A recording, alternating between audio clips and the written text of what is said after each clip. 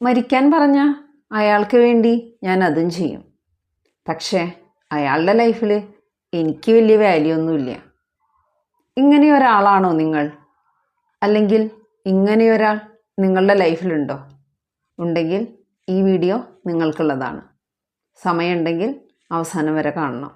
ഇത്രയേറെ നിങ്ങൾ സ്നേഹിക്കുന്ന ആളായിട്ട് പോലും ജീവിതത്തിൻ്റെ പല സന്ദർഭങ്ങളിലും നിങ്ങൾക്ക് തോന്നും, ഇല്ല, ഇയാൾ സെറ്റാവില്ല, ഇയാളുമായി ചേർന്ന് പോവാൻ കഴിയില്ല എന്ന്. നിനക്ക് ഇയാൾ വേണ്ട എന്ന് ബുദ്ധി നിങ്ങളോട് പറയുമ്പോൾ അയാളില്ലാതെ ജീവിക്കാൻ പറ്റില്ല എന്ന് മനസ്സ് വാശി പിടിക്കും. നിങ്ങളുടെ മനസ്സിൽ ഒരു യുദ്ധം തന്നെ നടക്കും. ഇനി തൻ്റെ ലൈഫിൽ ഇയാൾ വേണ്ട എന്ന് ഒരു വശത്ത് തോന്നുമ്പോൾ മറുവശത്ത് അയാളുടെ ഒരു കോളിനോ ഒരു മെസ്സേജിനോ വേണ്ടി മനസ്സ് കിടന്ന് തുടിക്കും. ഞാൻ എന്താ ഇങ്ങനെ എന്ന് എപ്പോഴെങ്കിലും ചിന്തിച്ചിട്ടുണ്ടോ? ഇത്രമേൽ ആഴത്തിൽ നിങ്ങളെ മുറിവേൽപ്പിച്ചിട്ടും നിങ്ങൾക്ക് എങ്ങനെയാണ് ഇത്രയധികം അയാളെ സ്നേഹിക്കാൻ കഴിയണത്? ഹ്യൂമൻ സൈക്കോളജിയിൽ ഇതിനെ സെൽഫ് അബാൻഡൻമെൻറ്റ് എന്ന് പറയും. സ്വയം ഉപേക്ഷിക്കൽ. മറ്റുള്ളവർക്ക് വേണ്ടി നിങ്ങൾ നിങ്ങളെ ഇല്ലാതാക്കുന്നു. ഒരാളെ സന്തോഷിപ്പിക്കാൻ, അയാളുടെ അംഗീകാരം നേടാൻ, അല്ലെങ്കിൽ അയാൾ തന്നെ ഉപേക്ഷിച്ച് പോകുമോ എന്ന ഭയത്താൽ നിങ്ങൾ നിങ്ങളെ തന്നെ ഉപേക്ഷിക്കുന്നു. എനിക്കെന്ത് വേണം എന്നല്ല, അവർ എന്നെ വിട്ടു പോകരുത് എന്ന ചിന്തയാണ് നിങ്ങളുടെ ഉള്ളിൽ. ഒരു ബന്ധത്തിന് വേണ്ടിയോ ഒരു വ്യക്തിക്ക് വേണ്ടിയോ നിങ്ങൾ നിങ്ങളെ തന്നെ നഷ്ടപ്പെടുത്തുന്നു. എപ്പോഴെങ്കിലും ചിന്തിച്ചിട്ടുണ്ടോ പുറത്തു വരാൻ കഴിയാത്ത വിധം എങ്ങനെയാണ് ഇങ്ങനെയൊരു ബന്ധത്തിൽ കുടുങ്ങിപ്പോയതെന്ന്? നിങ്ങളിൽ പലർക്കും ഒരു ധാരണയുണ്ട്, ഇതാണ് യഥാർത്ഥ പ്രണയം, യഥാർത്ഥ സ്നേഹം എന്നൊക്കെ. വേദനകൾ മാത്രം തരുന്ന ഒന്നിനെ എങ്ങനെയാണ് യഥാർത്ഥ പ്രണയം, യഥാർത്ഥ സ്നേഹം എന്ന് വിളിക്കാൻ കഴിയുക?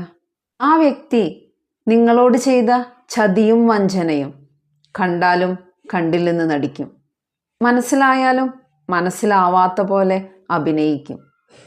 ഇതിൻ്റെയൊക്കെ കാരണം എന്താണെന്നറിയോ? ഭയം. അവരെ നഷ്ടപ്പെടുത്തിയാൽ നിങ്ങൾ തനിച്ചായി പോകും എന്ന ഭയം. അവരില്ലാതെ ജീവിതം മുന്നോട്ട് കൊണ്ടുപോകാൻ കഴിയില്ല എന്ന നിങ്ങളുടെ വിശ്വാസം.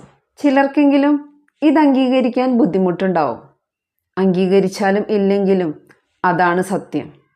ആ വ്യക്തിയിൽ നിന്ന് കിട്ടുന്ന സുരക്ഷിതത്വം, അതാണ് നിങ്ങൾ ആഗ്രഹിക്കുന്നത്.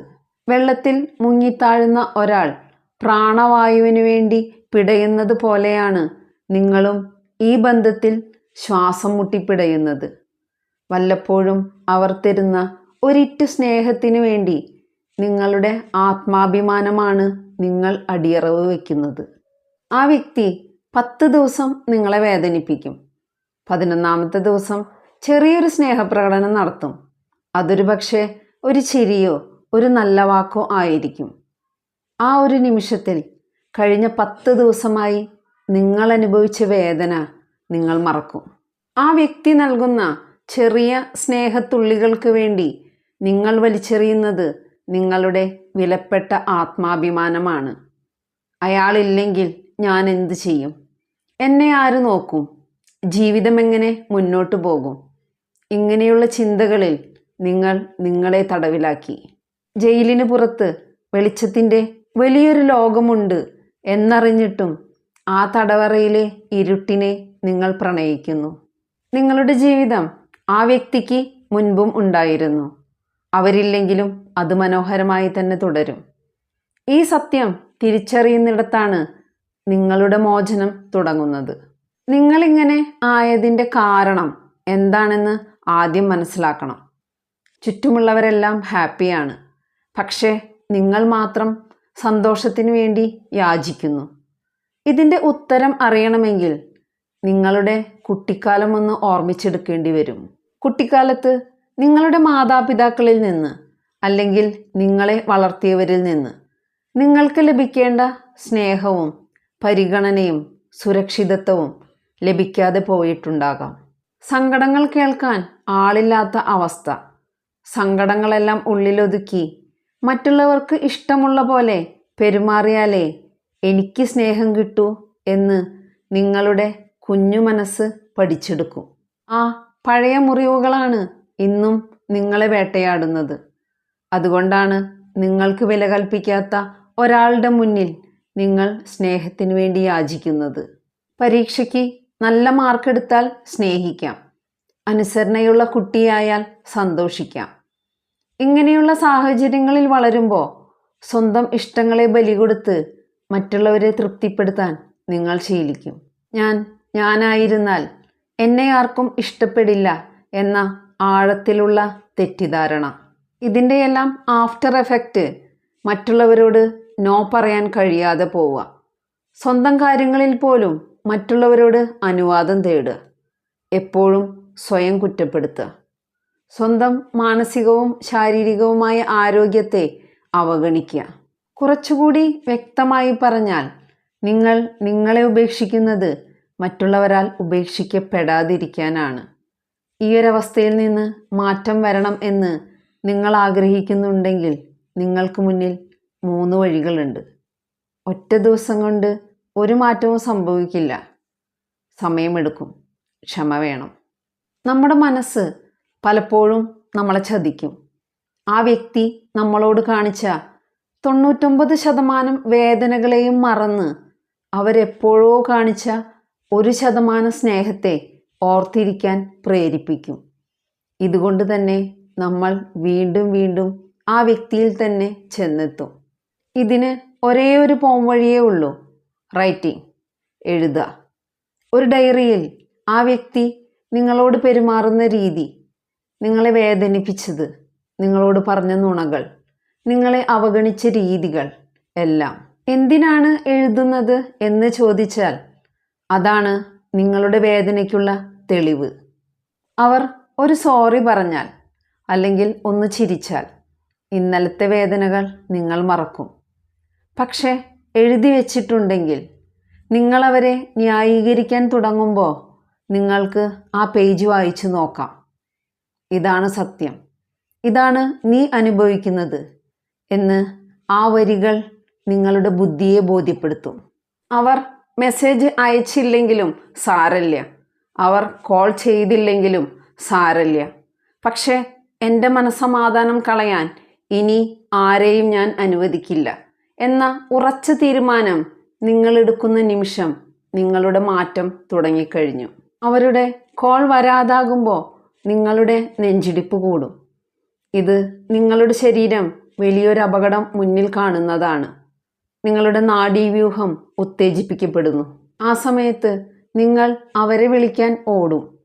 നിങ്ങളുടെ തലച്ചോറിന് കിട്ടുന്ന ഏറ്റവും വലിയ മരുന്നാണ് അവരുടെ ആ വിളി. സംസാരിച്ച് കഴിയുമ്പോൾ നിങ്ങളുടെ ബോഡി സാധാരണ നിലയിലേക്കാവും. ഇതൊരു താൽക്കാലിക ആശ്വാസം മാത്രമാണ്.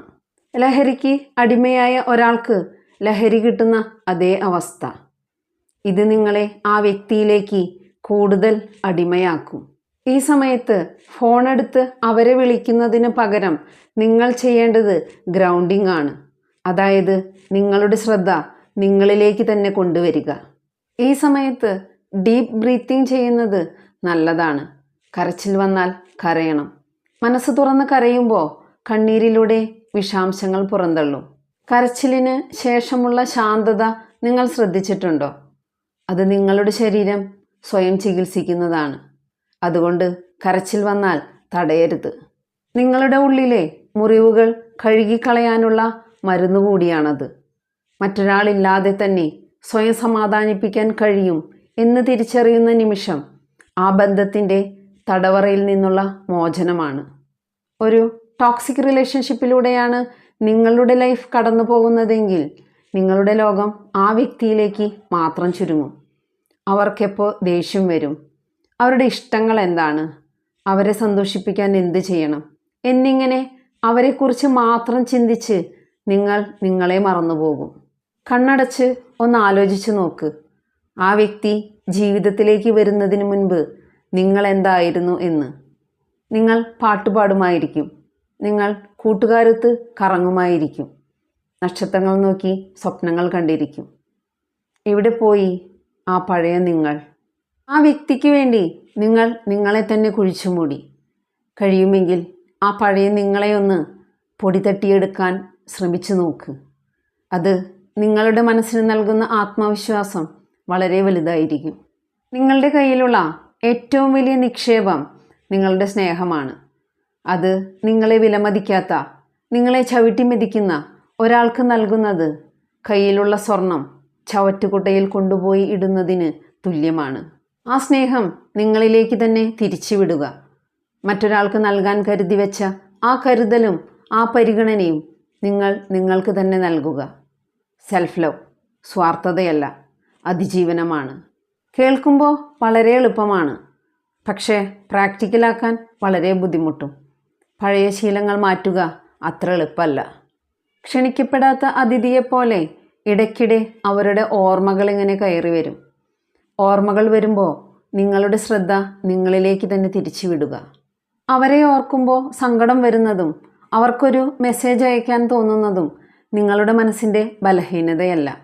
ഇങ്ങനെയുള്ള നിമിഷങ്ങളിൽ സ്വയം കുറ്റപ്പെടുത്താതെ ഞാനെടുത്ത തീരുമാനത്തിൽ നിന്ന് പിന്നോട്ടില്ല എന്ന് മനസ്സിൽ ഉറപ്പിച്ചു പറയാം.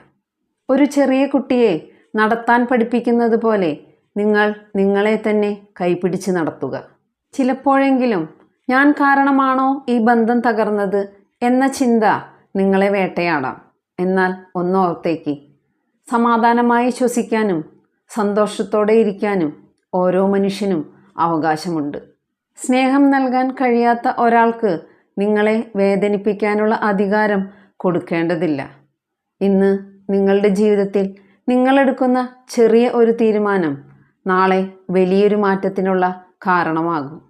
വീഡിയോ ഇഷ്ടപ്പെട്ടാൽ ലൈക്ക് ചെയ്യാനും ഷെയർ ചെയ്യാനും ഹൈപ്പ് ചെയ്യാനും കമൻറ്റ് ചെയ്യാനും മറക്കരുത്.